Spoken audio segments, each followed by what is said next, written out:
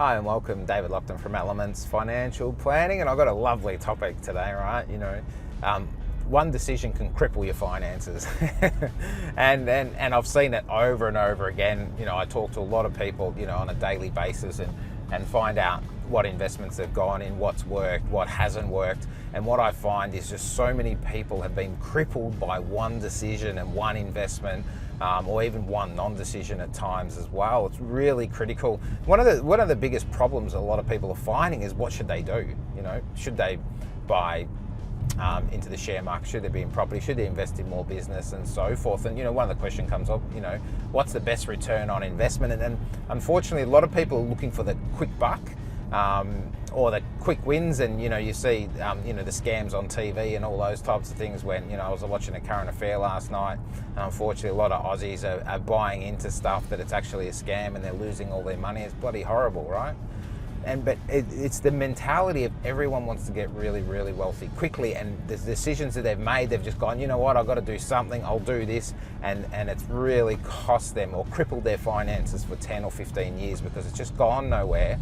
And then what actually happens is the emotional side kicks in. So, I was talking to one of my big investors the other day, and he's got $10 million of stuff, and he bought a bunch of shares, and he can't get rid of them because he's so emotionally attached to them.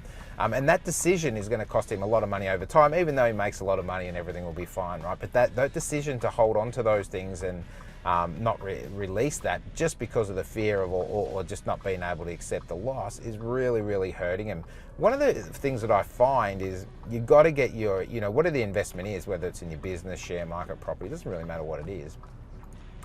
You've got to do it to suit your situation. So depending on your strengths, your weaknesses, your capability financially, what you should be investing in, every person's different. And that's really the hard thing is there's a lot of people out there spruiking, should go into property or go into the shares or what have you.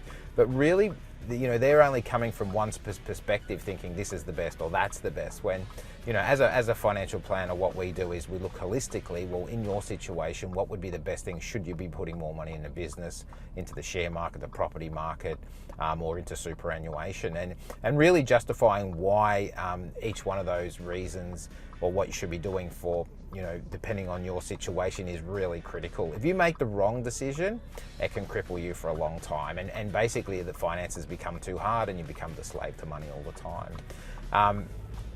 So making sure that, you're making the right decision, you need to do the research and you need to be speaking to people who know what they're talking about, who have done it, who have got results.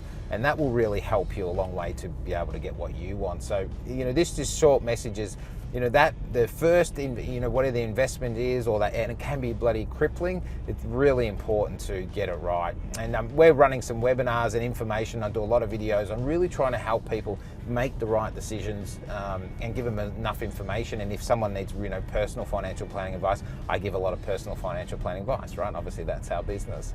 So if you need some help with that, just reach out, say, hey, Dave, below plan, or just reach out, message me, what have you. But it's really important to get your investments selections correct so they don't cripple you. And I've just seen it cripple so many people. So I just want to really shout out that once you start going into investments and investing in general, make sure you get the right advice and make a very considered approach. And at the end of the day, you're going to have to take some risk and you're going to have to just go for it at some stage. But getting all the information out there is really, really critical. So make sure that you get the information right, but you need to be investing to get yourself moving forward financially. But getting that first investment right is critically important, and then your second and your third, and then start building layers to make yourself a hell of a lot of money. So that's it for me today, guys. I'm just returning back to the office, and look forward to seeing you and talking to you soon. Cheers for now.